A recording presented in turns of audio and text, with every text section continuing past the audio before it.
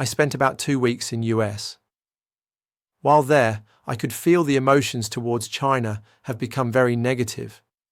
But I had to be there to feel it, to absorb it, before I could confirm it.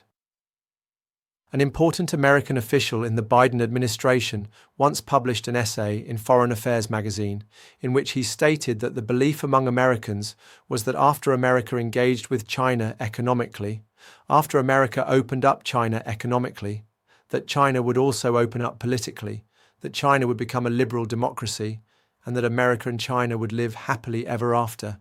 It sounds like a fairy tale. It is a fairy tale because in many ways it's very puzzling.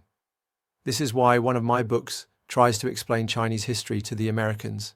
How is it that a country like United States, which is only less than 250 years old, with 1/4 the population of China, maintains the belief that it can change China, which has got a population 4 times larger and a history that is 5,000 years older? So what was behind this American belief that this young American republic could transform one of the most ancient civilizations that we have today?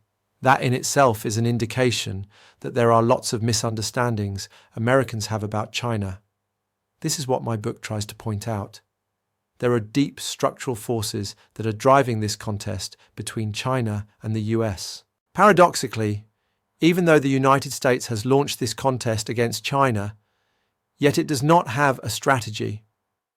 Even America's greatest strategic thinker, Henry Kissinger, said to me that the US doesn't have a strategy for managing China. He allowed me to quote him in my book. It is pretty obvious that when America launched this geopolitical contest against China, it hasn't specified what are its objectives. What does America hope to accomplish in launching this contest against China? It could be to isolate China from the rest of the world, as it succeeded in doing with the Soviet Union. It could be to overthrow the Communist Party of China.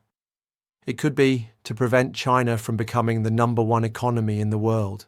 I suggest these 3 objectives because if you analyze them, none of these 3 objectives are achievable. If you want to launch a contest, you must at least have very clear objectives that you want to accomplish. The United States has never specified such objectives and has never understood what it wants to do with China.